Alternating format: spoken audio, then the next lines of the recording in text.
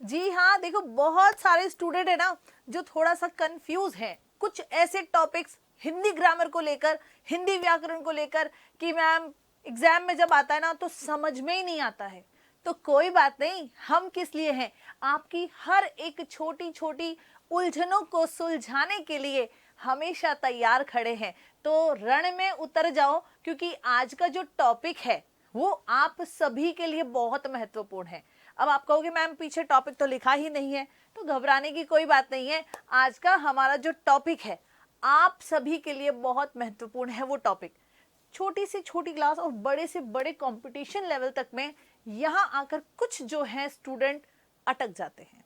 अब ये ऐसा टॉपिक है कौन सा, तो चलिए मैं बता देती हूँ कि आज जो है हम क्या पढ़ने वाले हैं। तो बेटा जी आज हम करेंगे समास। जी हाँ, आज हम समास पढ़ने वाले हैं और समास की छोटी छोटी ऐसी ट्रिक्स जिससे हम तुरंत पहचान लेंगे कि इसमें कौन सा समास है। तो आई होप कि आप सभी रेडी हो आज के इस क्लास को अटेंड करने के लिए। तो एंड तक इस वीडियो में बने रहना, क्योंकि ये आपके लिए बहुत कारगर साबित होने वाला है। तो सबसे पहले मैं अगर शुरू करूं तो सबको सबसे पहले ये पता होना बहुत जरूरी है कि समास होता क्या है, समास किसे कहते हैं। तो बेटा दो या दो से अधिक शब्दों के मेल को हम क्या कहते हैं, समास कहते हैं। या फिर आप समास का शाब्दिक अर्थ अगर आपको पता है तो वो होता है संक्षिप्तीकरण, यानी कि छोटा रूप। दो या दो से अधिक शब्दों से मिलकर जो एक नया शब्द बनता है उसे हम समास कहते हैं। अगर हम ध्यान दें तो दो वर्णों के मेल को हम संधि कहते हैं, वहीं दो पदों या दो शब्दों के मेल को हम क्या कहते हैं, समास कहते हैं। तो ये छोटी छोटी चीजें यदि आपको पता है तो आपको समास को समझने में, समास को जानने में कहीं कोई दिक्कत नहीं आएगी। तो आज का जो हमारा वीडियो रहेगा मैं ज्यादा लेंदी नहीं रखूंगी। कोशिश ये रहेगी कि कम शब्दों में आपको ये समझा पाऊं कि आखिर में हमें समास, आखिर ये है क्या समास, है ना। समास जो है वो किस चिड़िया का नाम है। तो भाई समास बहुत सिंपल है। आपको सबसे पहले तो शाब्दिक अर्थ पता होना चाहिए, उसकी परिभाषा ज्ञात होनी चाहिए, पद कौन कौन से होते हैं जिनका मेल होता है जिससे कि नया शब्द बनता है, हमारे समास के प्रकार कितने हैं, ये कुछ महत्वपूर्ण चीजें हैं। ये यदि आपको ज्ञात है तो आपको ट्रिक समझने में बिल्कुल भी दिक्कत नहीं आएगी। ठीक है, तो सबसे पहले मैं आपको बता देती हूं समास का शाब्दिक अर्थ क्या होता है। हम इसमें वीडियो में थोड़ा सा पहले लिखित का काम करते हैं, उसके बाद जो लिखा हुआ है उसको मैं ट्रिक के साथ आपको समझा दूंगी। तो सबसे पहले जैसा कि मैं आपको बता रही हूं टॉपिक हमारा है समास। ठीक है, टॉपिक क्या है हमारा, समास। शाब्दिक अर्थ क्या है इसका, बहुत शॉर्ट में बताऊंगी। शाब्दिक अर्थ का ज्ञात होना जरूरी है, जिससे कि क्या होगा, आपको समास को समझने में आसानी रहेगी। तो शाब्दिक अर्थ हो गया हमारा संक्षिप्तीकरण।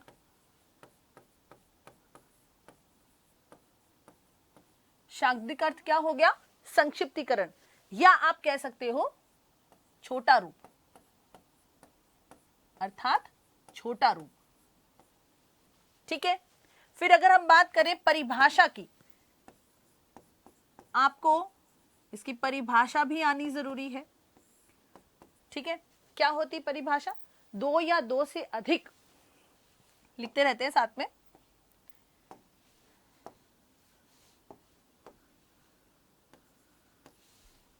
दो या दो से अधिक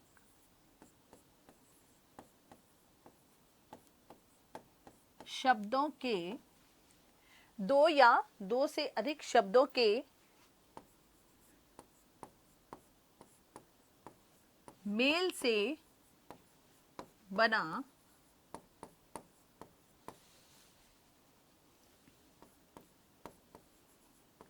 एक नया शब्द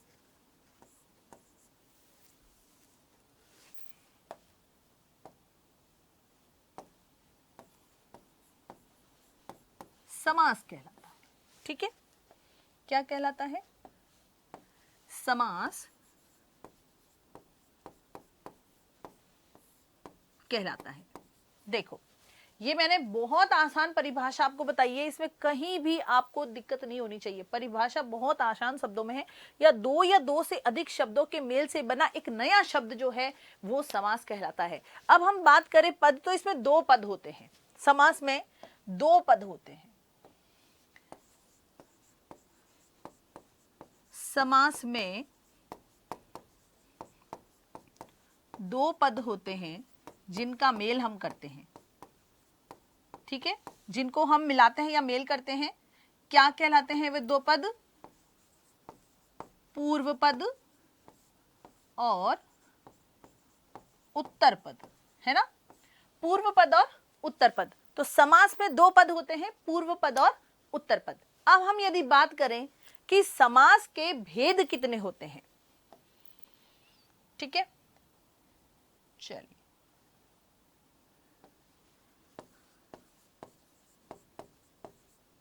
समास के भेद कितने होते हैं, तो हम देखते हैं कि समास के जो है वो 6 भेद होते हैं, है ना?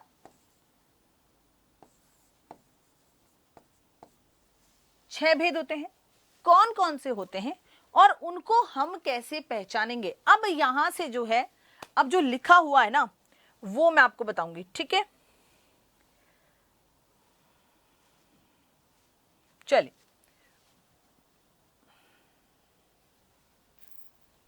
शाब्दिक अर्थ मैंने आपको बता दिया, संक्षिप्तीकरण यानी कि छोटा रूप, परिभाषा बता दी, दो या दो से अधिक शब्दों के मेल से बना एक नया शब्द जो है वो क्या कहलाता है? समास कहलाता है। फिर मैंने आपको बताया समास के कितने भेद होते हैं, तो 2 भेद हैं। ठीक है, पूर्व पद और उत्तर पद। समास के भेद कितने होते हैं? 6 भेद होते हैं। कौन कौन से होते हैं? सबसे पहला जो भेद है वो है हमारा अव्ययी भाव समास। चलो अब आ जाते हैं हम समझने पे। यही से आपको दिक्कतें शुरू होती हैं कि हम ये कैसे पहचाने कि ये अव्ययी भाव समास है, ये तत्पुरुष समास है, ये कर्मधारय समास है, ये द्वंद्व समास है, ये द्विगु समास है, या ये बहुब्रीहि समास है। यही कंफ्यूजन होता है और इसी कंफ्यूजन को हम दूर करेंगे आज के इस वीडियो में, आज के इस क्लास में। तो सबसे पहले यदि मैं बात करूं अव्ययी भाव समास की, तो पहली ट्रिक है, शब्द के प्रारंभ में उपसर्ग जुड़ा होता है। एक अव्ययी भाव समास ऐसा होता है जिसमें प्रथम पद प्रधान होता है और उसकी जो शुरुआत है वो उपसर्ग शब्द से, यानी उपसर्ग युक्त जो शब्द होते हैं वे क्या कहलाते हैं? समास कहलाते हैं। आ रही मेरी बात समझ में? आई होप कि कहीं कोई दिक्कत नहीं होनी चाहिए। छोटी छोटी ये ट्रिक्स है ना, आपको एग्जाम में सफलता दिला देती है ना? तो पहला शब्द जो होगा वो उपसर्ग से जुड़ा होगा। आगे देखो, या फिर शब्द की शुरुआत आ स यथा प्रति होती। ये सब क्या है? शब्द की शुरुआत आ स यथा प्रति भर, है ना, अन, ये सब क्या है बेटा? ये सभी उपसर्ग हैं। जहां भी शब्द में आपको उपसर्ग शब्द दिखे, पहला पद प्रधान दिखे, वो क्या होता है? अव्ययी भाव समास। देखो उदाहरण देखो इसके, यथाशक्ति, आजन्म, प्रतिवर्ष, भरपेट, अनजाने। अब यहां यथा, आ, ये सब क्या है बेटा? ये सब उपसर्ग है। प्रति,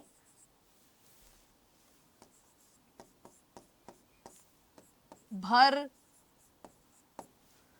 और अन, ये सभी क्या हैं? ये सभी उपसर्ग शब्द हैं। हो गया अव्ययी भाव क्लियर? कहीं दिक्कत नहीं आएगी। शब्द के प्रारंभ में उपसर्ग जुड़ा होता है, या जो शुरुआत है वो उपसर्ग शब्दों से ही उसकी शुरुआत होती है, वो कौन सा होता है? अव्ययी भाव समास। कहीं दिक्कत नहीं होगी आपको। ठीक है, अभी मैं एक छोटी चीज बता दूं कि बहुत सारे ऐसे स्टूडेंट है जो कहते हैं मैडम पूर्व पद और उत्तर पद क्या होता है, इसको भी हम क्लियर कर देते हैं।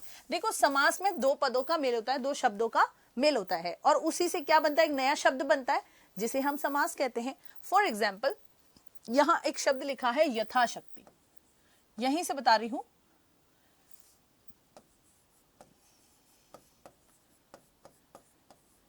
यथाशक्ति शब्द आया है। अब इसमें जो यथा शब्द है वो तो है पूर्व पद, ठीक है, और शक्ति जो है वो है उत्तर पद, ठीक है। तो यहां पूर्व पद और उत्तर पद, यथा जो है वो क्या है, पूर्व पद है, और यथा जो है पूर्व पद के साथ साथ क्या है, यथा जो है पूर्व पद के साथ साथ एक उपसर्ग भी है। क्या है, पूर्व पद तो है ही, पूर्व पद के साथ साथ ये एक उपसर्ग भी है। तो पूर्व पद और उत्तर पद ये मिलकर ही एक नया शब्द बनाते हैं, छोटा रूप बनाते हैं, जिसे कि समास कहते हैं। आगे चलते हैं, नंबर 2 पे आता है तत्पुरुष समास। देखो तत्पुरुष समास में भी तो क्या है, देखो सबसे इंपॉर्टेंट होता है आपको कि ये ज्ञात होना चाहिए कि ये कारक चिन्हों के आधार पर पहचाना जाता है।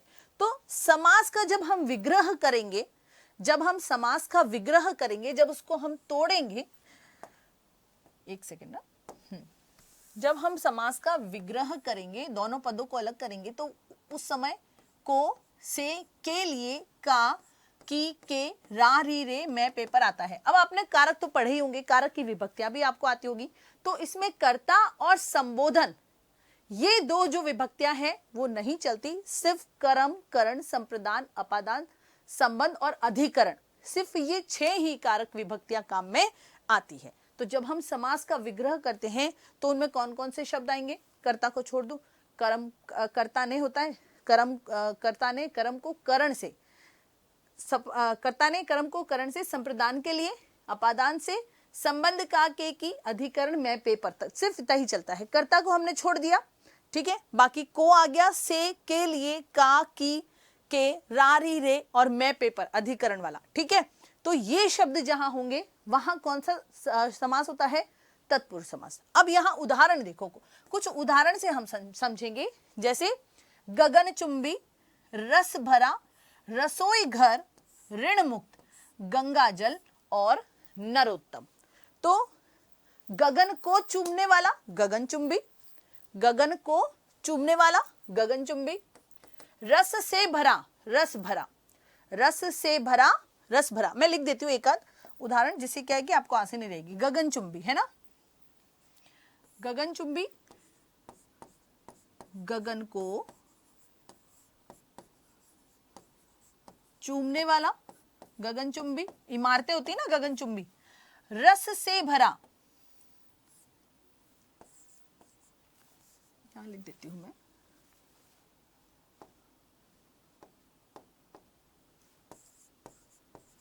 रस भरा अर्थात रस से भरा, रस से भरा, ठीक है।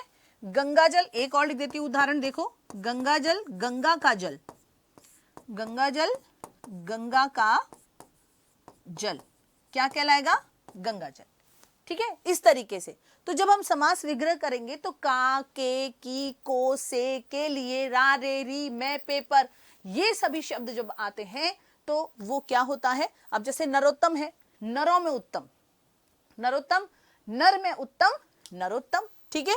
ऋण से मुक्त, ऋण मुक्त अर्थात ऋण से मुक्त। इस तरीके के जब से, का, को ये शब्द आएंगे वहां कौन सा होता है। ये छोटी छोटी ट्रिक्स ही आपको आसानी दिलाएगी एग्जाम देने में। तो सफल होना है तो थोड़ी तो मेहनत करनी पड़ेगी। इन सब चीजों को जानकर आप और भी आसानी से एग्जाम दे पाओगे। आगे बढ़ते हैं, अगला क्या है, कर्मधारय समास। नेक्स्ट कौन सा आता है हमारा, कर्मधारय समास। अब कर्मधारय समास बहुत आसान है। कर्मधारय समास में हमेशा ध्यान रखना कि उत्तर पद जो होता है उसकी विशेषता बताई जाती है। पूर्व पद और उत्तर पद दो होते हैं ना, तो पूर्व पद जो होता है वो विशेषण होता है और उत्तर पद जो होता है वो विशेष्य होता है। तो उत्तर पद की विशेषता बताई जाएगी, समझ में आ गई। तो उत्तर पद की यानी विशेषता बताई जाए या उत्तर पद में कैसे का जवाब मिल जाए, उत्तर पद का जो है उसका कैसे का जवाब मिल जाए। एक देखो इसको उदाहरण से समझेंगे, पर सबसे पहले आपको ध्यान रखना है कि कर्मधारय समास में, कर्मधारय समास में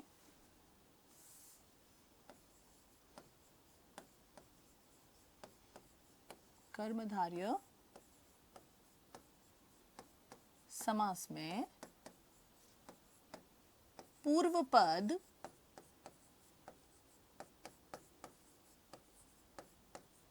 विशेषण होता है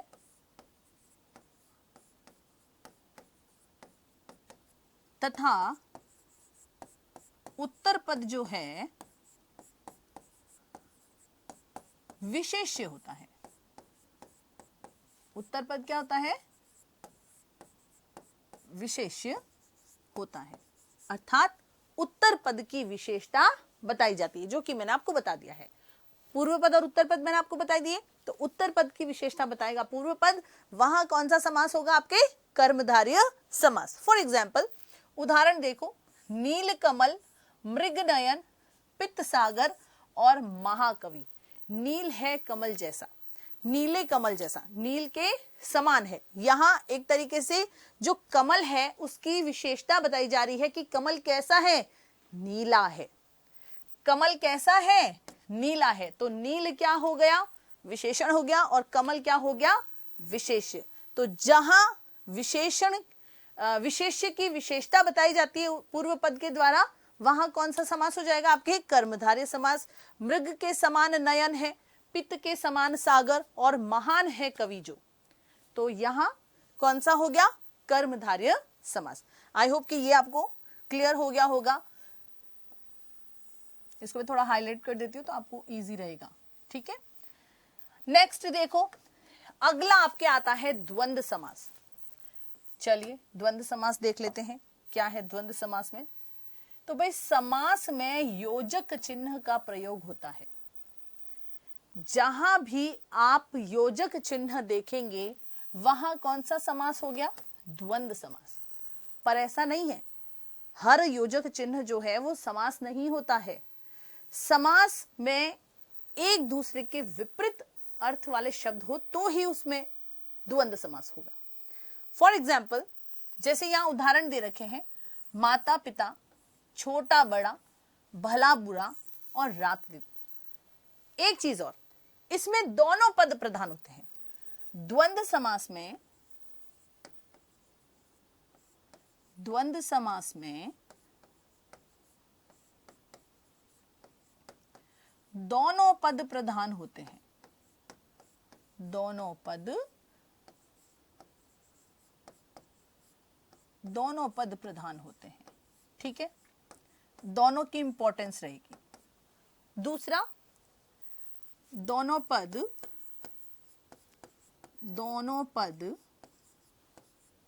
एक दूसरे के विपरीत होते हैं। क्या होते हैं? विपरीत।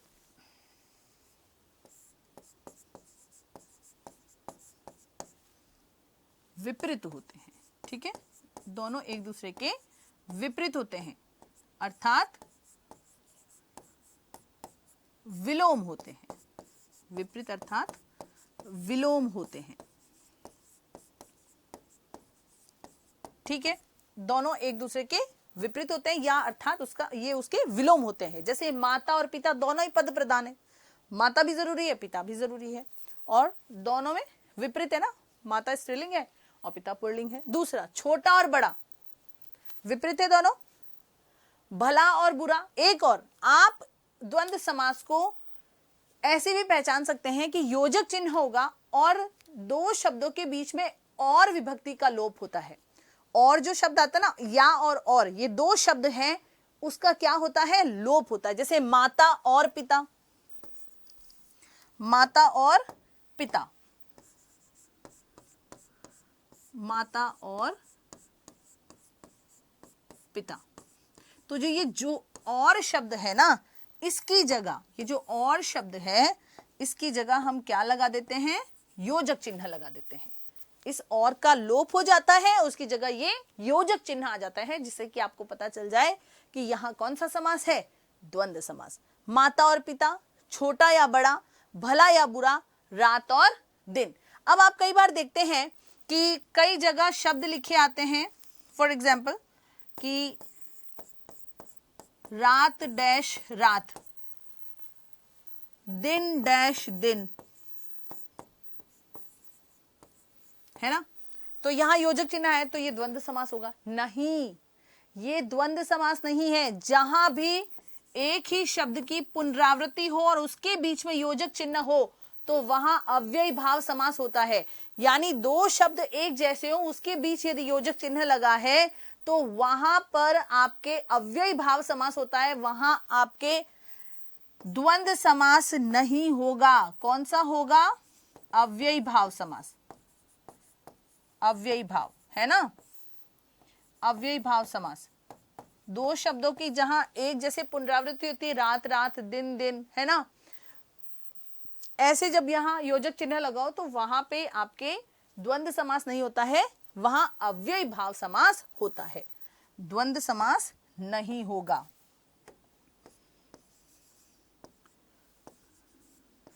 द्वंद्व समास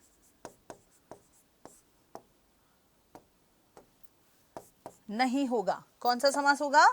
अव्ययी भाव समास होगा। ठीक है, क्रॉस भी कर दिया है और राइट भी बता दिया कि कौन सा होता है ऐसे में।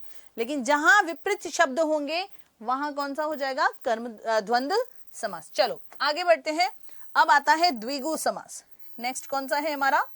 द्विगु समास।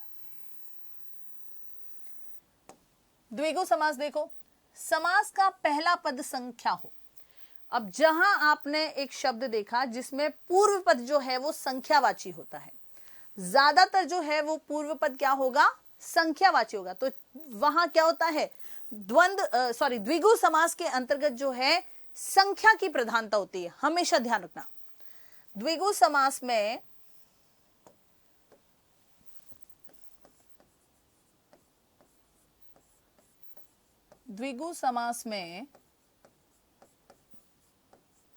संख्या की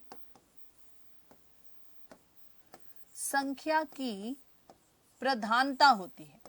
क्या होती है? संख्या की प्रधानता होती है। एक तो पहली ट्रिक यही है, संख्यावाची होता है या फिर संख्या की प्रधानता होती है। अब आपके सामने उदाहरण दे रखे हैं कुछ, जैसे पंचवटी, चौराहा, त्रिकोण, त्रिभुवन, षड्रस और नवग्रह। तो यहां देखो, पंचवटी, चौराहा, त्रिकोण, त्रिभुवन, षड्रस और नवग्रह, 9 ग्रहों का समूह, 6 रस, पंचवटी यानी 5, चौराहा यानी 4 राहों वाला रास्ता, त्रिकोण 3 कोण वाला, त्रिभुवन 3 भवनों वाला। तो कहने का अर्थ है पहला जो पद होगा, पूर्व पद जो होगा वो हमेशा संख्यावाची होगा, क्योंकि द्विगु समास के अंतर्गत आपके जो संख्या की है प्रधानता होती है। क्लियर हो गया ये आपको? द्विगु समास, द्वंद्व समास, ये कुछ समास ऐसे हैं जो बहुत जल्दी समझ में आते हैं। तो जहां पहला पद संख्यावाची देखोगे, पूर्व पद, वो क्या हो जाएगा? आपके द्विगु समास। फिर बचता है हमारा अंतिम समास जो कि होता है बहुव्रीहि। अब बहुव्रीहि समास में क्या है? बहुव्रीहि समास जो है उसमें ना तो पूर्व पद प्रधान होता है, ना ही उत्तर पद प्रधान होता है, अन्य पद ही प्रधान होगा उसमें, है ना। दोनों ही पद प्रधान नहीं होते हैं, यानी इन दोनों पदों का कोई लेना देना नहीं है। कोई तीसरा पद जो होता है ना, उसी की विशेषता बताता है। देखो, देवी देवताओं के लिए शब्द आता है, जहां देवी देवताओं के शब्द आ जाएंगे ना, वहां आपके बहुव्रीहि समास होगा। ठीक है, पीतांबर हो गया, चतुर्भुज हो गया, दशानन रावण के लिए जो आता है, फिर आ गया नीलकंठ हो गया, लंबोदर हो गया, तो बहुत सारे ऐसे हैं, चक्रधर है, ये शब्द आपके सामने, त्रिलोचन हो गया। या दोनों पद किसी तीसरे को संकेत करेंगे, पूर्व पद और उत्तर पद जो है ना, वो किसी तीसरे के बारे में ही हमको बता रहे होंगे, तो वहां कौन सा समास हो जाएगा? बहुव्रीहि समास। उदाहरण देखो, लंबोदर, लंबा है उदर जिसका, ऐसा वह, अर्थात श्री गणेश। दशानन, दश है आनन जिसके, चेहरे ना रावण के, तो 10 है आनन जिसके, ऐसा वह, अर्थात रावण। नीलकंठ, नीला है कंठ जिसका, ऐसा वह, अर्थात शिव। और ठीक उसी प्रकार चक्रधर, चक्र को धारण किया है जिसने, ऐसा वह, अर्थात विष्णु। फिर आता है त्रिलोचन, 3 लोचन है जिसके, ऐसा वह, अर्थात शिव। भगवान शिव के 3 आंखें ना, 2 तो है और ऊपर एक सर में है। और लोचन किसको बोलते हैं? आंखों को बोलते हैं, है ना। तो यहाँ बहुव्रीहि समास में जहां ज्यादातर आपको शब्द दिखेंगे वो देवी देवताओं से संबंधित होंगे। चतुर्भुज मैंने आपको बता दिया, चक्रधर बता दिया, त्रिलोचन बता दिया, नीलकंठ बता दिया, उसके अलावा लंबोदर बता दिया। गजानन शब्द जो है वो भी क्या है, बहुव्रीहि समास है। गज के समान आनंद है जिसका ऐसा वह, तो गज के समान आनंद किसका है, चेहरा किसका है, श्री गणेश का। तो इस तरीके के जो देवी देवताओं से संबंधित शब्द होते हैं वे बहुव्रीहि के अंतर्गत आते हैं। और बहुव्रीहि समास की सबसे बड़ी जो पहचान है वो यह होती है कि दोनों पद से हमें कुछ ज्ञात नहीं होता, कोई अन्य पद होता है वह उसकी, और वो दोनों पद संकेत करते हैं। तो ये था हमारे आज का टॉपिक, यानी कि समास। आई होप कि मैंने जो आपको समास का ये वीडियो बनाया है आप लोगों के लिए काफी कारगर सिद्ध होगा। छोटी छोटी चीजों को जानकर पहचान कर ही आप जल्दी से समास को समझ पाएंगे। आई होप कि ये वीडियो आपके लिए बहुत अच्छा हो, बेहतर हो। चलिए फिर से मिलते हैं, bye bye, see you again.